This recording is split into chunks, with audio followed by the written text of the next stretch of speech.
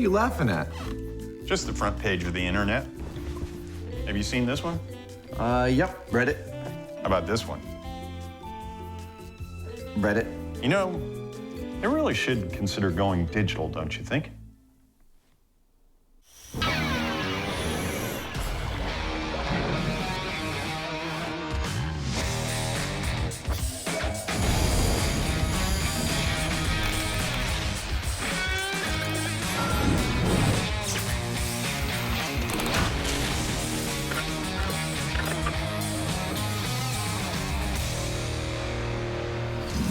Jamie, do you know what Reddit is? Other than the sound a frog makes? Nice. No, Reddit is actually an online community discussing pretty much everything every single day. They call themselves the front page of the internet, and that's not far from the truth. I was kidding. I know what Reddit is, but what's that mean to us? Obviously, you know, we couldn't do this show without the submissions we get from fans. And seeing an opportunity, because we're very popular on Reddit, I went on the site a few months ago and solicited ideas that we could test on a MythBusters Reddit-based episode. Did it work? Actually, gangbusters. We got over 7,000 responses. Now, once we weeded out the ones that were not family-friendly, not good for television, and were just plain gross and disgusting, you know who you are. We were actually able to get several that are eminently testable by us. Like what? Well, later we'll be throwing Buster from a helicopter. Oh, there it goes! Trying to punch our way out of a paper bag. And fans wanted a gratuitous explosion, and I think we should oblige. Naturally. But first, Redditors want us to test whether a fart is visible using thermal imaging technology. There's a viral video that purports to show this, and they want us to test whether it's true. From the very beginning, the most popular fan submissions I allocate myself to 6 gas passings per day. have been myths about gas emissions. Flatus. Hey, we got one! So stand by for another detour down under. Because Reddit wants to know if this is a viral video fake or flatulent fact. And Adam's starting at the bottom. The last time on MythBusters, we attempted to catch a flatus on film. It was devilishly difficult. Yeah, you got one? I think so. No. Nothing. We still hope to do this experiment with a real human flatus, which is why I'm drinking all this lovely carbonated seltzer water. But just in case that does not work, oh, wait. No, I gotta pee. I am planning to build a machine that can also eject a flatus. That's what all this equipment is. It will soon be a machine that can fart. The basic gist of my flatus generator design is that it needs to be at body temperature. That's the temperature our home-built flatuses are. So I'm going to generate the flatus from inside a gas chamber floating in a water bath that will be kept at human body temperature. That might not be clear right now, but it will once I start to build it. Oh! That was a complete and total disaster. Adam's demo may be a while longer than expected. Oh!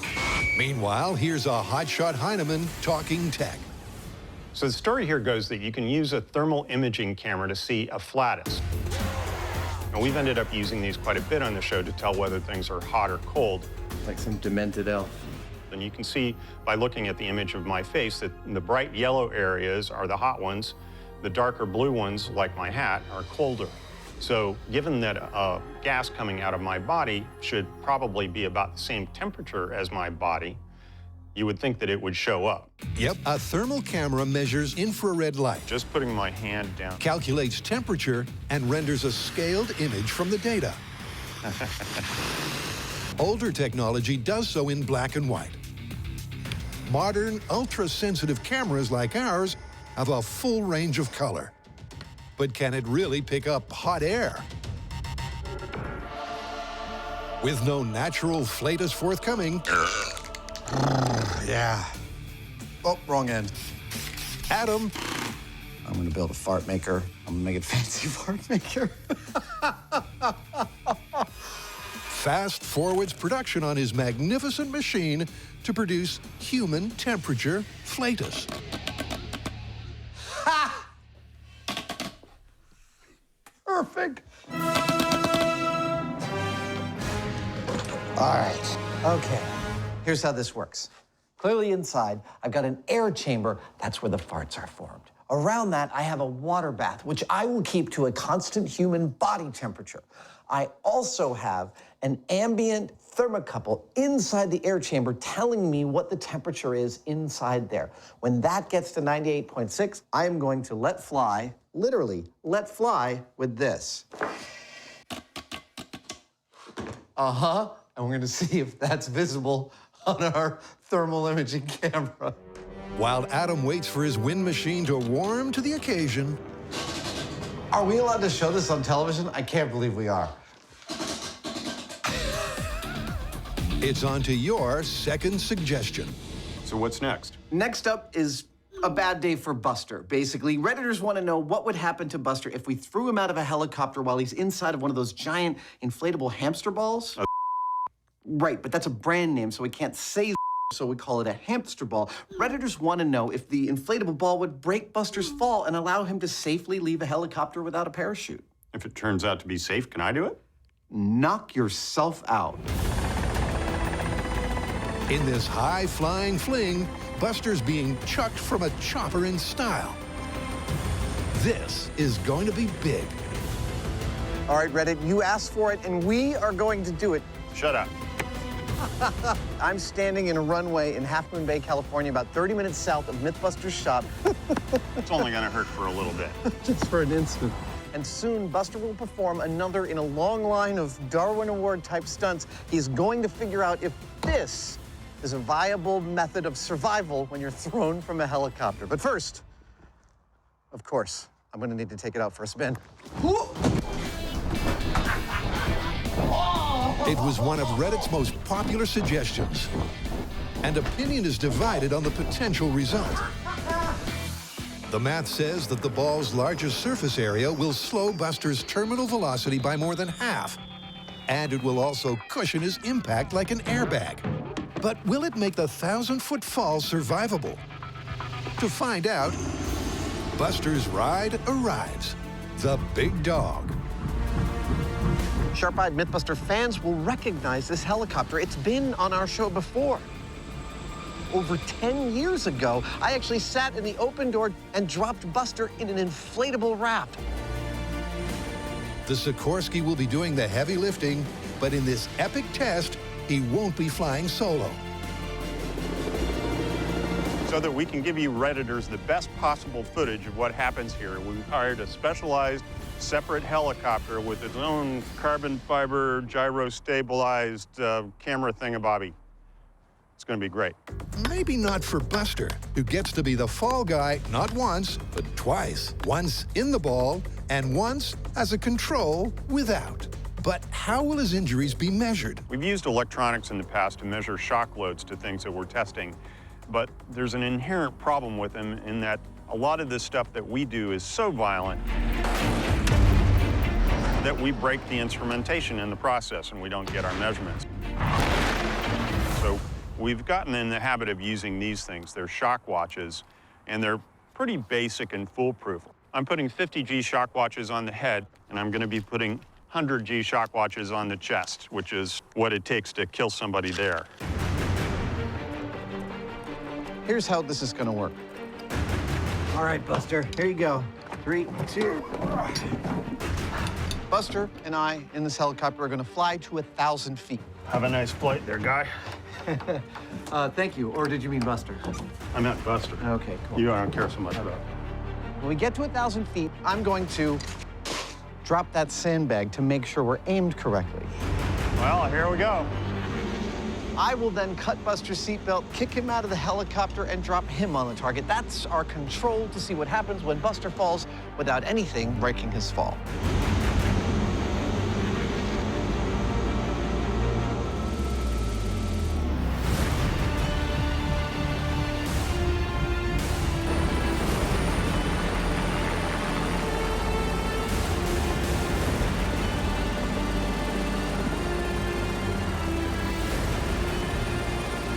That is so cool. And we're 500 feet above the ground. Look at that. The view from up here is absolutely magnificent. We're at 800 feet. This is funny. Right down there, I can see a car pulled up. He's probably wondering what the hell somebody is doing in an orange jumpsuit sitting in the window in the open door of a helicopter. He's about to get a real surprise. Hey, Reddit, thanks for coming up with such a great dumb idea for us to test in the smart way. And I just said that so you can give me the content section. Unpredictable winds won't affect the velocity of Buster's impact, but too much sideways drift could be a danger for those below. And we're at 1,000 feet. All right, we are in proper position to make sure our aiming is good. I'm about to drop the sandbag. Here we go. In 3, 2, 1. Sandbag's away. Here comes the sandbag. Gotta reposition here. Okay, Adam, I'm ready. Copy that. It's time to drop Buster. First, I'm gonna cut his seatbelt. There we go. Ladies and gentlemen, this is a MythBusters control.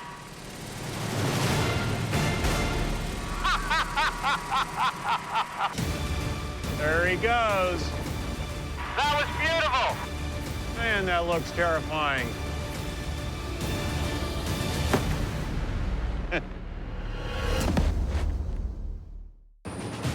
This experiment in audience participation has been particularly tough on Buster. Reddit, I don't know what you have against Buster, but this is some sadistic up.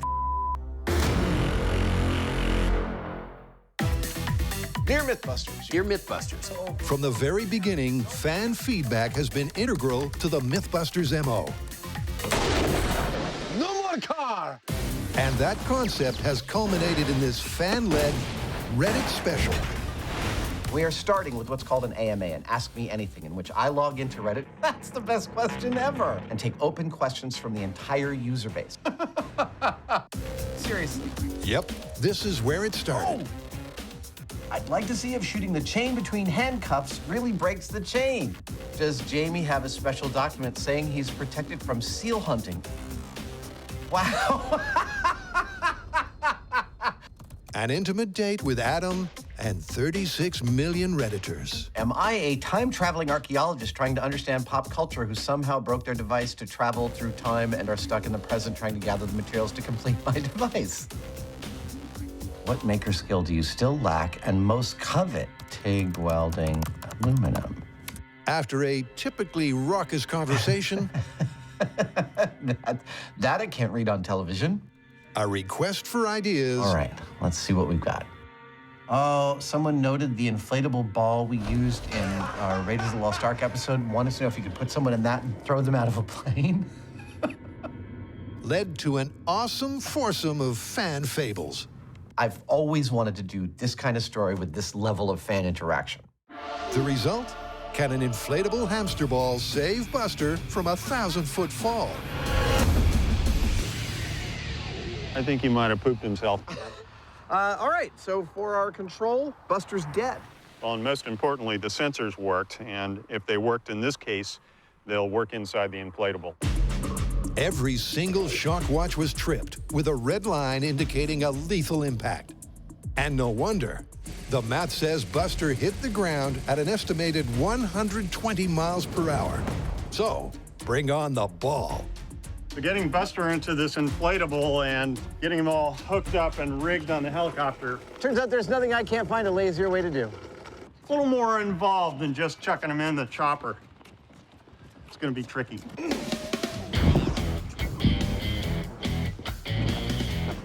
That's the coolest thing I've ever seen him do. Now to insert Buster, who is once again covered in data collection shock watches. There are a couple of things to consider if you're talking about the potential for one of these inflatable balls to save your life. Come on, Buster. Hold on! Oh, The first is the cushioning. It'll help. The second is its terminal velocity, and that's determined by its surface area and its weight. yes. Come on, Buster. Okay, wait. Oh. A feather has more surface area than a ball bearing of the same weight, and so it's going to fall slower. I think, oh, stop. Yeah. Stop. Okay. just seemed like too much fun to not keep doing that. We know that Buster by himself is going to fall at about 120 some miles per hour. We'd estimate that the ball, however, is going to fall at about 50 miles per hour. There we go. And there we go. Whether it's enough or not to save your life, we don't know yet. That was awesome. Who knew that that was going to be one of the hardest parts of this story to do? There we go. Our second camera, Will Nail, is inside the inflatable. He is not proposing to Buster. He's actually putting a camera on Buster's chest so that we get Buster's POV of the fall. And I have to say, of all the things we've done to Buster on the show, this has to be the highest on the brown pants index. As this thing flies through the air from 1,000 feet, Buster will soil himself. I don't know what that looks like. Maybe it's little golf balls or something, but it's not going to be pretty. All right. Jamie says packing peanuts. Boink, boink, boink. Right foot. With Buster poised, Adam takes his bird's eye seat. Hey, we're in. All right, awesome. The ball is rigged to be released from the cockpit. There we go. Stand by for liftoff.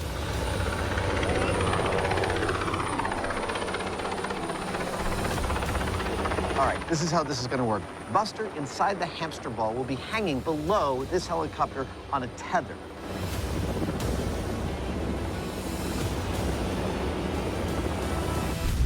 Now, because this beautiful machine is made for lifting and hauling, it's got a quick release on its underside. All right, here we go. So once we fly up to 1,000 feet, we're going to pull that quick release, drop Buster, and I'll be able to watch his fall from right here looking down. What a lovely day. What a lovely day. This may seem like all fun and games, but actually we've got some serious concerns here. We've got a lot of wind, we've got a long rope, and a helicopter. You know, if something goes where it's not supposed to go, we could be in serious trouble. Once again, drift is a dangerous logistical factor, but experimentally, the key variable is speed on impact, and the drop conditions are identical to the control. 3, 2,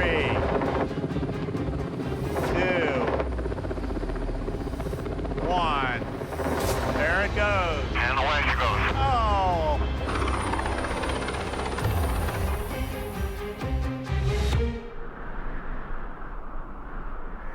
Boom! Well, I tell you one thing, Buster seems like he's a lot better off than he was without that ball. Let's go see how it turned out. Here it is, Reddit. Did the reduction in terminal velocity and a giant airbag save Buster? I was thinking to myself, if it bounced, there's a chance Buster could have survived, but if it stops, no way. What do you think? I was like, maybe he's got a chance, because it bounced a lot. Oh, really? Yeah. Oh, wow. But the shock stickers tell a different story. Yep. Bounce or no bounce, every single shock watch tells a deadly tale. Dead, dead, dead, dead, dead. Ah, very dead. Wow, that's the last time I jump out of an airplane with one of these things. Yeah. 3, 2, 1, releasing. And away she goes. Well, Buster didn't survive. And when you think about it, the thickness of the cushion here is, well, it's kind of like a nice soft mattress. And if you were dropped from 1,000 feet to land on your mattress, I don't think you'd survive either. Sorry, Buster. Even at 50 miles per hour, the cushion of air couldn't slow his deceleration enough to prevent a fatal impact. But the guys can't leave it there. They have one more sleeve and one more trick. I seem to remember, back in the distant past, Bubble Packaging did a pretty good job of breaking my fall. I'm okay. Yep, using their extensive experience with crash testing dummies and Buster, the guys have a big job ahead filling the ball with their favorite shock-resistant material. Meanwhile, it's back to the shop to find out if a thermal camera really can catch a rear guard action in action. Well, my flatus producing rig is working magnificently, but I can hear some of you out there screaming, but wait, your average flatus is composed of more than just regular air. In fact, there's a bunch of methane and methyl mercaptans in there.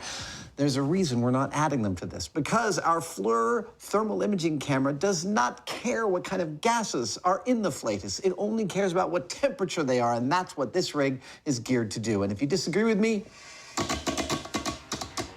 the universal symbol for I don't care.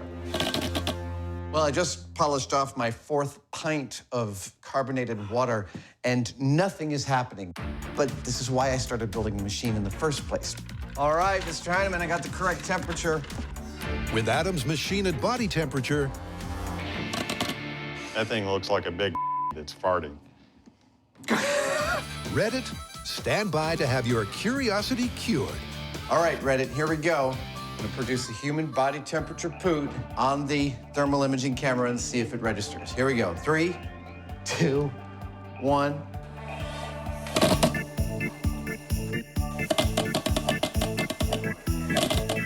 Anything? The suspense is killing me.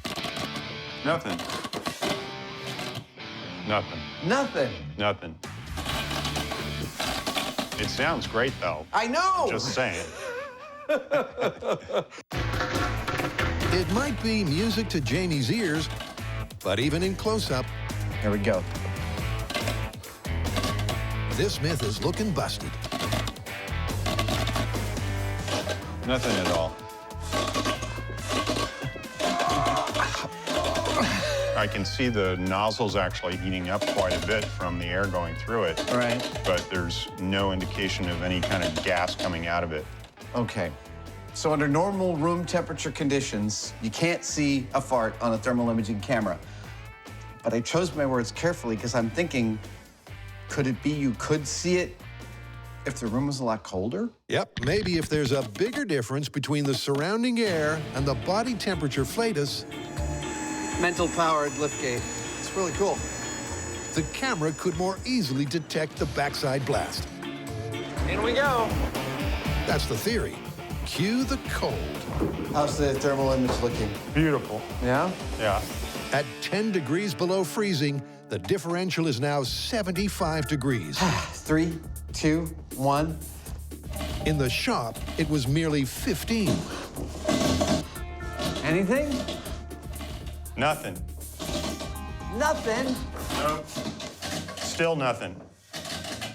Seriously, will you push on this and let me take a look?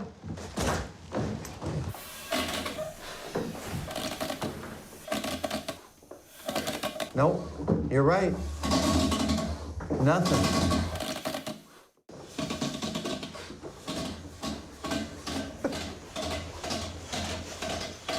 Jamie used to play in the band. The flugelhorn. So just to recap, we built what I consider to be the most advanced artificial farting device yet devised by nature and the skill of man. Ah! And if we can't see a fart coming out of this thing, well, it's just not gonna happen. Yep, and it's down to density. Low-density gas emits almost no infrared light. So how exactly was the original faked? Adam fires up an old black and white camera for a demo. A tube and some freezing cold compressed air, often used in electronics for making circuits cold. Watch what it does here. Thermal imaging camera, here we come. Oh yeah, look at that. That looks exact. Oh, woo! Hey, that's cold. Woo! Don't try that at home. Of course, eagle-eyed viewers will have noted the flaw in the fake. Like Adam just showed, the gas in the viral video was colder than the surrounding atmosphere. That's because it was dark. It should be warmer than the surrounding atmosphere. So if you're going to cheat it, you need steam, like this. So, sorry guys, I got to tell you, you got it all bass-ackwards. It's pretty clear, isn't it? Yeah, it's totally busted. What are you going to do with this thing? I am gonna donate it to medical science. Good luck with that. Thanks. Anyone want an artificial flatus machine? Anyone? Bueller?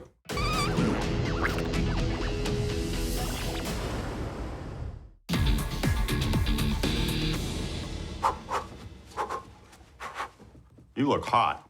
I mean, as in warm. Oh, I just finished my workout. Yeah. So what's next? Well, you know, on MythBusters, we've done a whole bunch of idiomatic phrases, right? More than you could shake a stick at. Nice. See what you did there. Well, one of the best suggestions to come through our Reddit inbox was the phrase, "You can't punch your way out of a paper bag." So the myth is that it's impossible to punch your way out of a paper bag. No, because the phrase is always spoken in context. It means when you say to someone, "You can't punch your way out of a paper bag," you mean that they're a weakling. Ergo, the myth is that punching your way out of a paper bag should be trivially easy. Well, you're not going to fit into a paper bag. What, so you gotta make me a man-sized paper bag to box my way out of? You can still rip your way out, though. Right, you've got to make it big enough where only a punch is gonna get me out of that bag. Oh, I'm totally feeling it. Bring it on, come on, paper.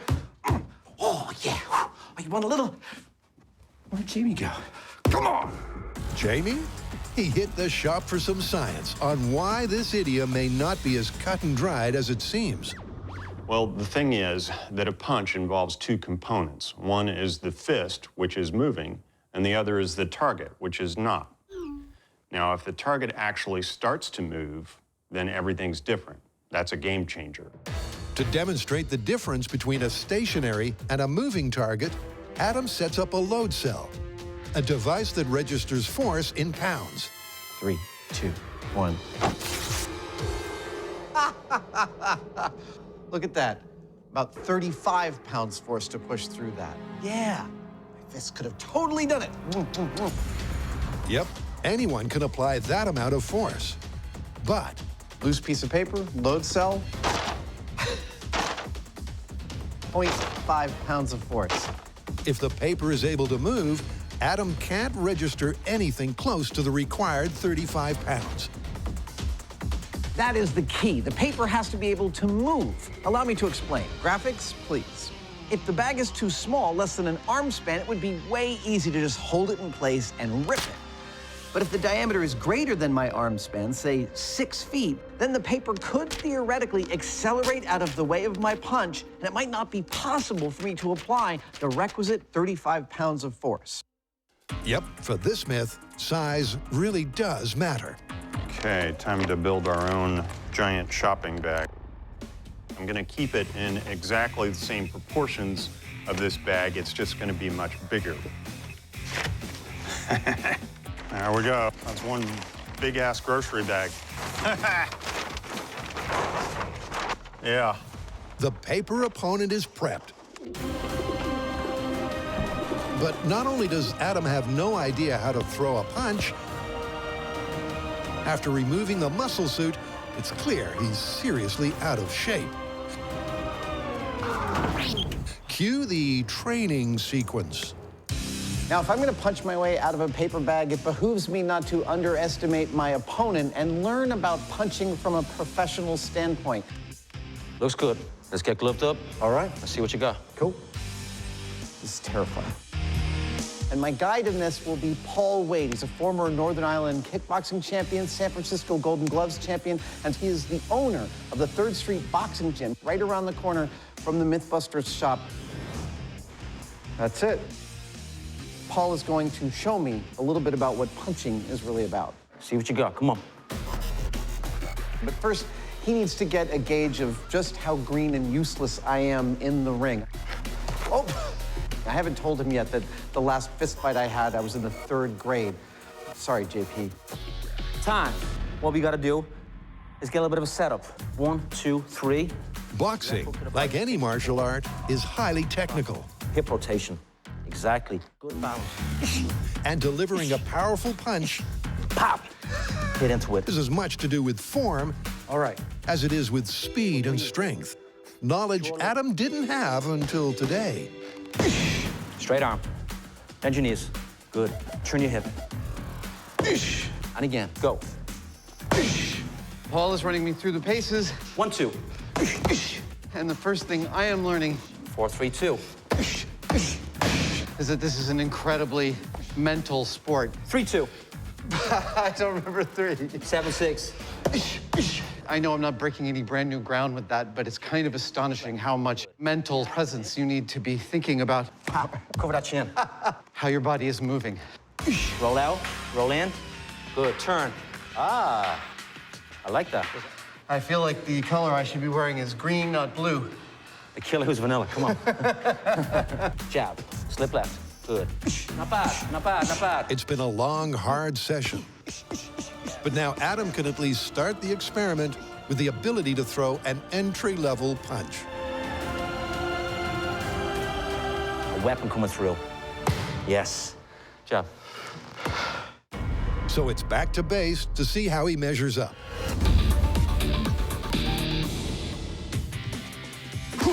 Remember, it took 35 pounds of force to pierce stationary paper.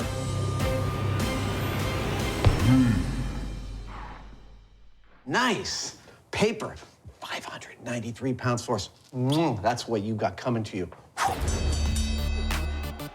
Question is, will paper beat Adam's rock-like fists simply by floating away? But before the big fight, it's round 3 for Buster's balls. Boom! Yes, it's a second inflatable hamster ball ready for a third drop for a somewhat willing Buster. Except this time, instead of being alone inside the ball, he is going to be protected with inflatable bubble packaging. That's it. We're going to stuff a bunch of this in there with Buster to see if it will protect him from a very high fall. I actually think it kind of might. Okay, so Buster has a nice little cushion of inflatable packaging, and he's ready to ship. Our workhorse of a helicopter is about to take off again, this time in the passenger seat, Mr. Heineman. Fun fact, that helicopter has only ever had 3 non-pilots in the passenger seat. Carrie Byron. We're now heading over to the drop zone. Adam Savage, that's me, and Jamie Heineman. Said find it up hotel, we're lifting. It's a MythBuster party. The big dog is up. The Heineman is riding shotgun. And Buster, covered in shock watches, once again wishes he'd never applied for the job. Good. Okay, it's looking nice and stable. That's the coolest view ever! Look at that! Dude, we've got 2 helicopters in the air. Buster is wrapped in bubble packaging in the middle of an inflatable hamster ball, and we're about to drop him 1,000 feet onto a runway to find out if he survives. Helicopter is at height. Okay, we're gonna count down. 3, 2, 1, here it goes. releasing. Oh, there it goes. It's dropping. Oh, it's beautiful. Oh, oh, oh.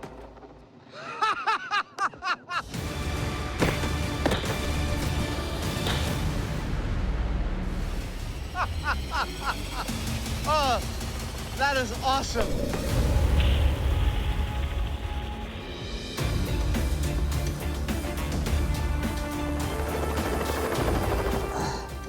Come on, Buster. See how you did. Oh, the news is bad. That one's tripped. That one's tripped. Tripped, tripped, tripped. He's dead, Jim. He's dead. All right, it's judgment time. An inflatable hamster ball as a method for surviving falling out of the sky. How do we find? Not so much. It's busted. It's totally busted. Let's get out of here.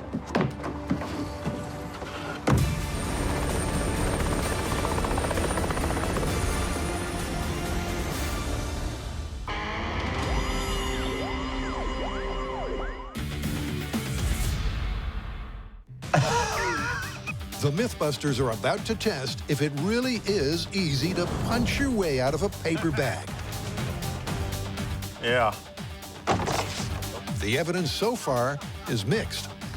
And our mean, lean fighting machine clearly has enough force per punch. But a moving target means the answer isn't so obvious. Minuscule. Barely even there. There's only one way to find out.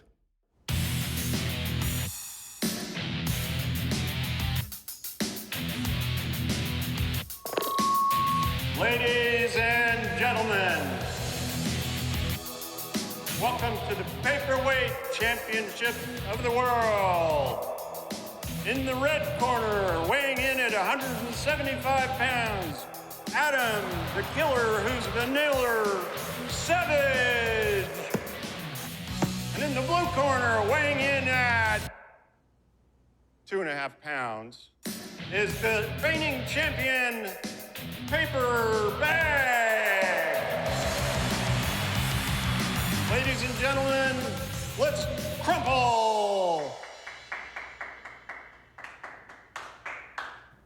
For the myth to hold up, Adam has to easily punch his way out of the bag. That bag is nothing. It's nothing. Get out there and rip that up. Do you hear me? Yeah!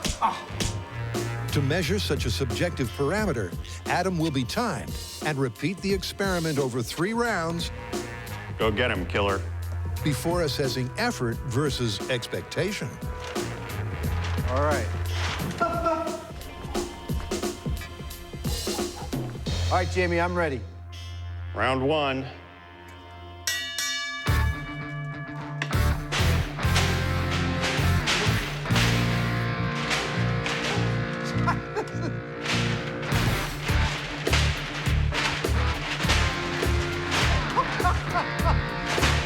Seconds in, despite taking a pounding, the bag's still standing. Look, Paul showed me how to punch, and I am not holding back. I am giving it everything that I've got, and it is surprisingly difficult. Adam is punching with almost 600 pounds of force, but so far, each punch is not applying enough pressure to pierce the paper. It's surprisingly violent. Every time Adam hits the bag, it makes this thunder-like noise. It's a sharp crack, a lot of reverberation. It's frightening. Woo! In your face, man! That was harder than I thought it would be. Yep, the myth suggests that it should be a trivial task, but Adam found it reasonably difficult until, just over the minute mark, the paper wrinkled, fatigued, and ripped. With a benchmark laid down, Come on. cue round 2. Awesome.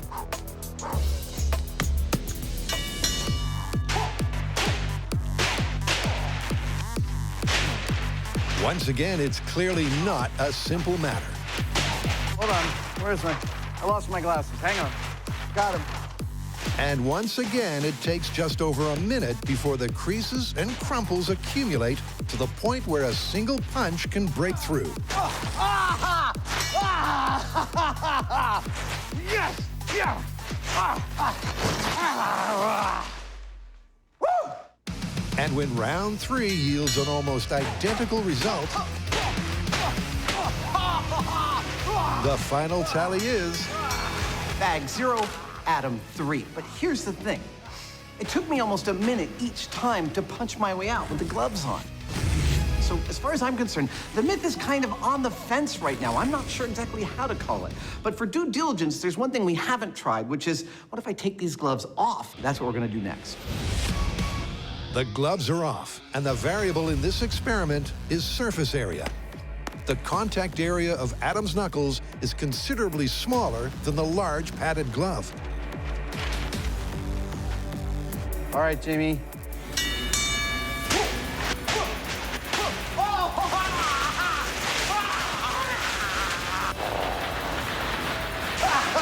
A good bare-knuckle brown bag beat down. The same force applied over a smaller surface area equals a much greater pressure. And it's pressure that ultimately pierces the paper. Ladies and gentlemen, the new paperweight champion of the world, Adam Savage. The phrase means punching away out of a paper bag should be easy, and gloves or no, it is, in fact, reasonably easy. Therefore, it's myth confirmed. With 3 Reddit requests in the bag, it's back to base for the final fan-inspired suggestion. So what do the Redditors have next? Well, as you can imagine, there were hundreds upon hundreds of suggestions of things that we could blow up on this show. But the most popular votes were for two main categories. Half the people wanted us to make a glitter bomb. The other half wanted us to blow up a snoo. I figure we kill two birds with one stone and do both. Make a bomb that blows up a snoo with glitter in it. Great. What's a snoo?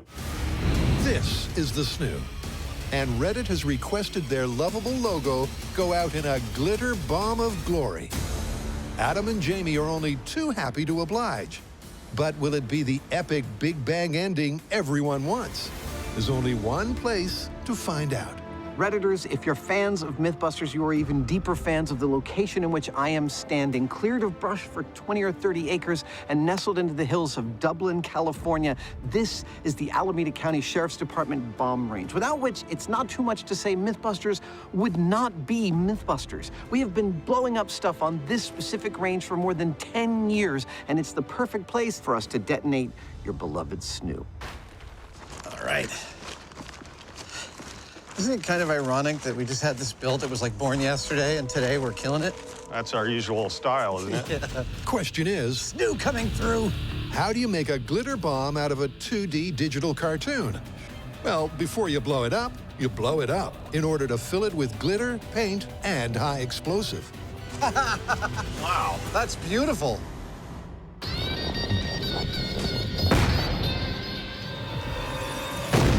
The MythBusters know how to art direct an explosion. Ladies and gentlemen. So if Reddit wants to blow up an inflatable cartoon and finish this internet-inspired spectacular in style, Okay, I'm in the snoo. then Adam and Jamie Okay, guys, bring in the explosives. are just the men to deliver I'm ready to be born. All right. tailor-made mayhem. Yes, born from a snoo. With the snoo held in place, That seems good. it's time to get crafty. Hi, everybody. Now, this is a perfect MythBusters craft project. I hope everyone at home is following along. You've got your glitter, your sparkles. I've also got tempera paint and 300 feet of explosive 50-grain det cord. Yes, follow along at home while I make this one here. Seriously, this is 300 feet of det cord. I love my job. This is what's called a stable explosive. Nothing will make this go off except for a blasting cap. And only when the bomb squad caps in does it become actually dangerous. And by that point, we'll be nice and far away. Now for the tempera paint. To maximize the spectacle, Adam begins by wrapping the explosive in paint-filled bags. As far as distributing paint with explosives, awesome.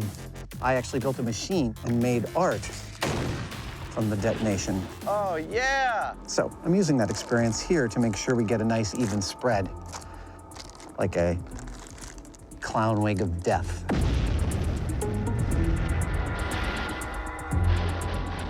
That's what I'm hoping for here. Oh, I'm laughing because the absurdity is sinking in. I'm using my more than decade's worth of explosive ordnance experience to blow up a snoo in the most colorful way possible. All right, I'm ready for the glitter when you want to start handing some of that. Got him. Excellent. Awesome. That's great. Keep it coming. Awesome. All right, it's time for the install. With the explosive positioned centrally, Adam hangs as many bags of paint and glitter as the internal structure of the snoo can support.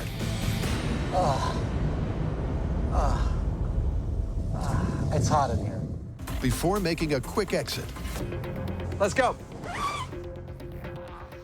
Oh, there we go. Ow. It looks hilarious in there. Everything seems nice and secure, though. It's beautiful. Here, take a look. It looks like a bunch of fruit and vegetables hanging. It's like a party in there. Yeah. All right, Redditors. Are you ready? We have our snoo. He's fully inflated. Inside his head, 2.5 pounds of high explosives wrapped in tempera paint with extra bags of paint placed all inside his head, plus bonus, bags of glitter. I don't see any reason why we should waste one more minute of your time. Let's get behind the blast shields and blow this sucker up. This is it. So, I'm ready, Snoo's ready, Heinemann ready? Adam and Jamie retreat to safety for the Big Bang requested ending. I'm ready. Straight from your keyboard to sumptuous 25,000 frames a second slow motion detail.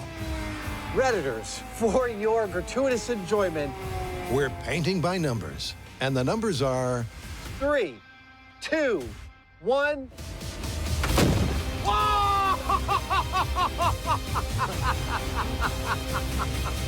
That was awesome. That was fast. That was fast. There was glitter. There was paint. The high-speed shot's going to be awesome. Yeah.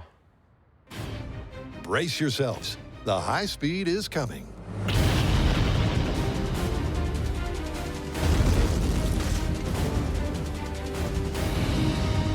Thank you, Reddit. It's been a blast.